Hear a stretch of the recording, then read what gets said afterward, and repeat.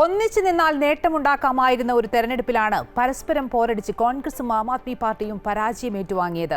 ദേശീയതലത്തിൽ സഖ്യകക്ഷികളാണെങ്കിലും ഡൽഹി തെരഞ്ഞെടുപ്പിൽ വെവ്വേറെ മത്സരിക്കാനുള്ള കോൺഗ്രസിന്റെയും ആം ആദ്മി പാർട്ടിയുടെയും തീരുമാനമാണ് കാൽ നൂറ്റാണ്ടിന് ശേഷം ബിജെപിക്ക് ഭരണത്തിലേറാൻ അവസരമൊരുക്കിയത്. രാജ്യതലസ്ഥാനം കയ്യിലൊതുക്കാൻ കോൺഗ്രസും ഹാട്രിക് ഭരണമെന്ന ലക്ഷ്യത്തോടെ ആം ആദ്മി പാർട്ടിയും പരസ്പരം പോരടിച്ച് ഒറ്റയ്ക്കൊറ്റയ്ക്ക് മത്സരിച്ചപ്പോൾ ഫലം നാണം കെട്ട തോൽവിയായിരുന്നു. പക്ഷേ അത് ഗുണമായത് ബിജെപിക്കും. ആപ്പിനെ തൂത്തെറിഞ്ഞ് 27 വർഷങ്ങൾക്ക് ശേഷം രാജ്യതലസ്ഥാനം ബിജെപിയുടെ കൈകളിലെത്തി. മൂന്നാം തവണയും ഡൽഹിയിൽ കോൺഗ്രസ് തകർന്നടിഞ്ഞുവെങ്കിലും ആകെ ആശ്വസിക്കാനുള്ളത് വോട്ട് വിഹിതത്തിലെ നേരിയ വർധനവ് മാത്രമാണ്. 2.26% വോട്ട് വർധനവ് കോൺഗ്രസിനുണ്ടായപ്പോൾ ആപ്പിന് നഷ്ടമായത് 6% വോട്ട് വിഹിതമാണ്. അതേസമയം ഇരുവരും ഒറ്റക്കെട്ടായി മത്സരിച്ചിരുന്നുവെങ്കിൽ ഫലം മറ്റൊന്നായനെ. ഭിന്നിച്ചു നിന്ന് തോൽവി ഏറ്റുവാങ്ങിയതാണെന്ന് വിമർശനമുയർത്തിയ ജമ്മു കശ്മീർ മുഖ്യമന്ത്രി ഒമർ അബ്ദുള്ള പരസ്പരം പോരടിച്ച് മുന്നോട്ട് നീങ്ങൂ എന്ന് ഇരു പാർട്ടികളെയും സമൂഹ മാധ്യമങ്ങളിലൂടെ പരിഹസിച്ചു. ആപ്പിന്റെ മുഖമായ അരവിന്ദ് കെജ്രിവാൾ ബിജെപിയുടെ പർവേഷ് വർമ്മയോട് തോറ്റത് 4000-ലേറെ വോട്ടുകൾക്കാണ്.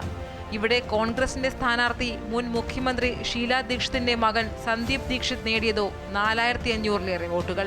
അതായത് ഇരുവരും സഖ്യമായി മത്സരിച്ചിരുന്നുവെങ്കിൽ ബിജെപിയെ പരാജയപ്പെടുത്താമായിരുന്നു.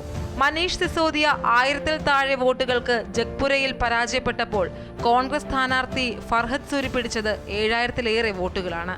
പ്രത്യക്ഷത്തിൽ കോൺഗ്രസിന്റെ സാന്നിധ്യം ആപ്പിന് ആപ്പായി. ദീർഘകാലം ഡൽഹി ഭരിച്ച കോൺഗ്രസ് ഇപ്പോൾ 3 തവണയായി സംപൂജ്യരാണ്.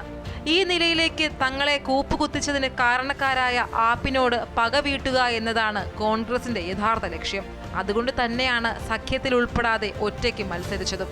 ഇന്ത്യ സഖ്യത്തിലെ ഐക്യമില്ലായ്മ ഒരു ചോദ്യമായി ഉയർത്തുമ്പോൾ കോൺഗ്രസിന്റെ ഉത്തരം കെജ്രിവാളിനെ പഴിച്ചുകൊണ്ട് മാത്രമാണ്.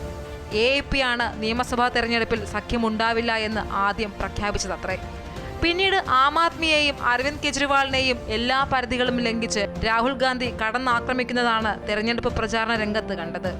അതിന് ആപ്പ് മറുപടിയും നൽകിയതോടെ ഇരു പാർട്ടികളും തമ്മിലുള്ള പോരാട്ടമായി തെരഞ്ഞെടുപ്പ് കളം മാറുകയും ചെയ്തു. യമുന നദിയും ഈ തെരഞ്ഞെടുപ്പിൽ ഇടം നേടി. നദി വൃത്തിയാക്കുമെന്ന് പറഞ്ഞ് 2020-ൽ അധികാരത്തിലേറിയ ആം ആദ്മി പാർട്ടി സർക്കാർ ഒന്നും ചെയ്തില്ല എന്ന് ബിജെപിയും കോൺഗ്രസും ആരോപിച്ചപ്പോൾ ഹരിയാന സർക്കാർ യമുനയിൽ വിഷം കലക്കുകയാണെന്ന് ആപ്പും തിരിച്ചടിച്ചു.